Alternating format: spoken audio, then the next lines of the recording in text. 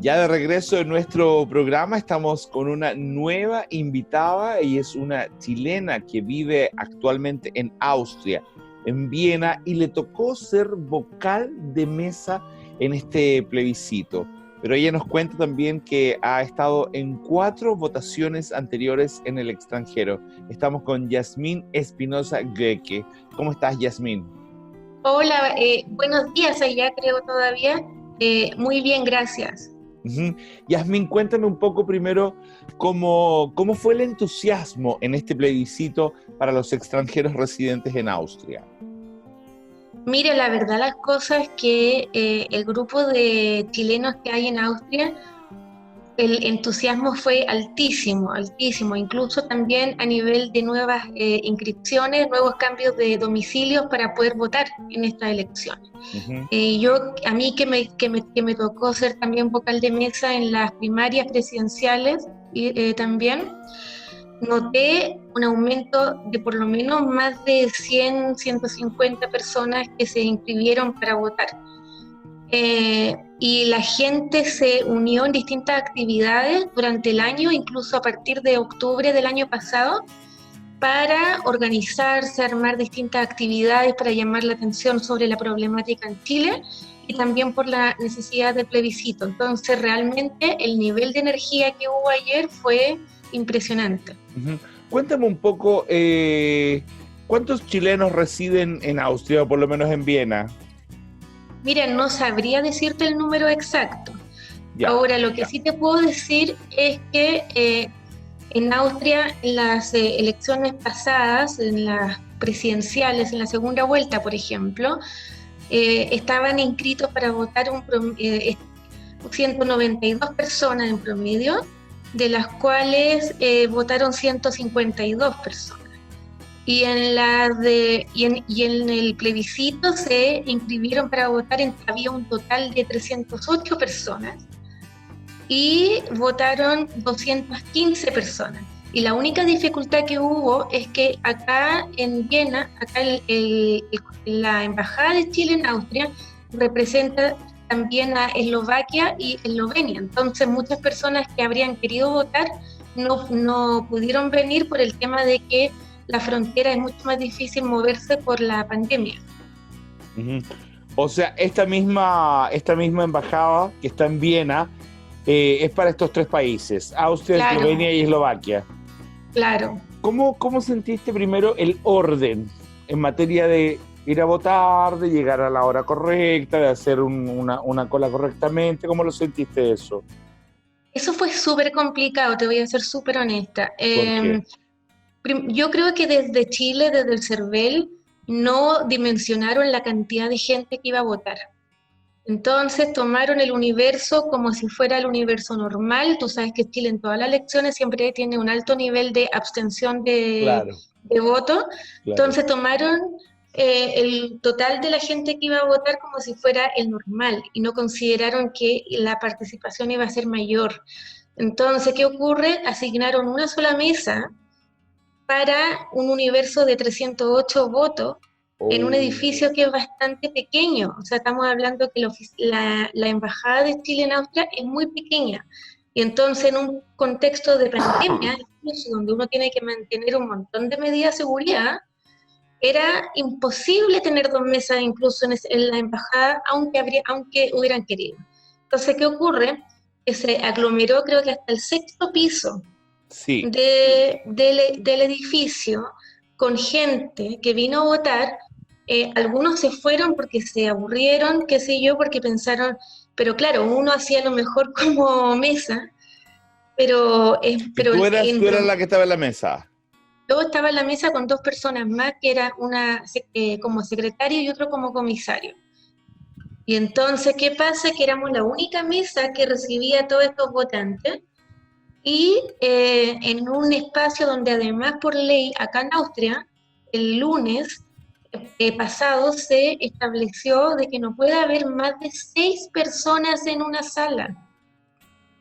Entonces, si tú Wow. sumas los apoderados de mesa, más nosotros los votantes, el personal de la embajada que venía cada rato para ver cómo estábamos y qué sé yo, O sea, no se podía recibir más gente, no se podía hacer el proceso de que alguien fuera a votar mientras uno venía a firmar, porque con eso estábamos rompiendo la ley austriaca.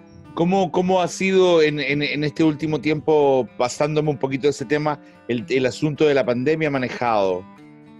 Yo considero a título personal que el gobierno austriaco ha hecho un muy buen trabajo. Hemos tenido un alto número de personas contagiadas, no me acuerdo en este minuto el número, pero bastante alto, pero el número de fallecimientos hasta hace una semana que vi las cifras no superaban los 1.000 muertos, los 900 muertos. Ya. Entonces, si tú consideras que nosotros somos país vecino de Italia, estamos un poco en el centro de Europa, el número debería ser mayor, entre comillas, ¿no? Pero Alemania también tiene una frontera y está complicadísimo. Claro. República Checa está en este momento muy complicado y ustedes también están ahí con ellos. Claro, y lo que pasa es que del principio, a partir del 15 de marzo, si mal no recuerdan, se estableció un confinamiento completo del país. Uh-huh. Se hicieron círculos sanitarios en áreas más complejas como Tirol, por ejemplo. Claro, que ha sido zona compleja Tirol. Claro, Tirol. Entonces se hizo un cordón sanitario. Se está restringiendo ahora se está restringiendo el número de personas que pueden ir a ciertas ciudades que son mucho más pequeñas. Entonces, y además lo otro importante, se les dio ayuda a personas que, por ejemplo, gente con contrato independiente, muchos músicos, acá obviamente el país de la música, claro. Entonces a muchos músicos se les dio, a muchos trabajadores independientes se les dio ayuda que era como entre 1.000 a 3.000 euros dependiendo del núcleo familiar por 3 meses. Entonces eso garantizó que la gente no tuviera que salir a la calle a trabajar. Perfecto. ¿Te fijas? Oye, Yasmín, y cuéntame una cosa, ¿cómo ven desde allá ustedes, como chilenos en el extranjero, el manejo de la pandemia en Chile, por un lado? Quiero que me lo respondas cortito, pero por otro lado, ¿cómo ven el manejo político que está teniendo el actual gobierno en Chile? Muy mal. Y eso yo he participado pandemia y política mal llevada. Los dos. Nosotros, a mí me tocó participar en un cabildo que se realizó acá, donde se conversaron los temas y que pude escuchar muchas opiniones distintas. La realidad es que la visión que la comunidad chilena tiene acá del manejo de la pandemia es muy deficiente, además que nosotros tenemos la comparación de lo que han hecho acá en Austria, muy deficiente, muy tardía.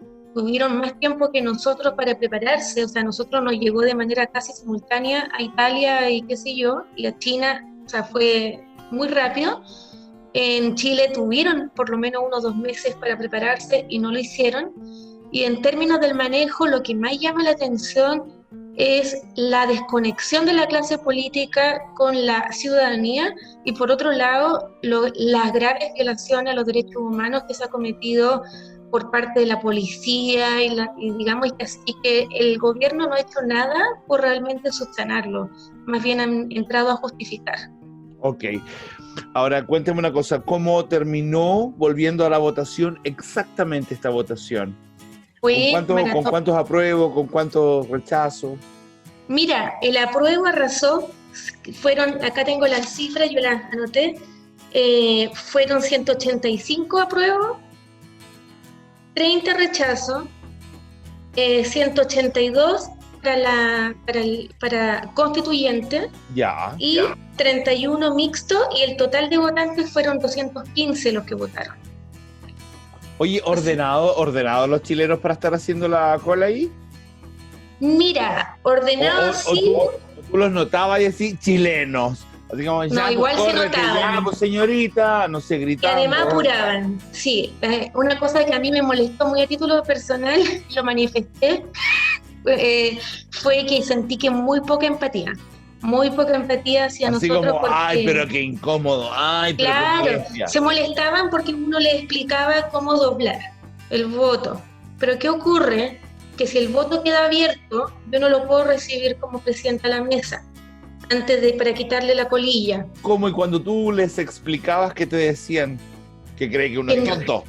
Claro, que yo no sé qué pasa, y después iban a pelear, y también pasó, y debo decir, con apoderados del apruebo, por lástima, y yo apoyo el apruebo, que iban a quejarse con los votantes, con quienes estaban esperando votar. Entonces eso generaba que el ambiente se exacerbaba mucho más, y después llegaban enojados. Hubo quienes me amenazaron con demandar si les daba COVID.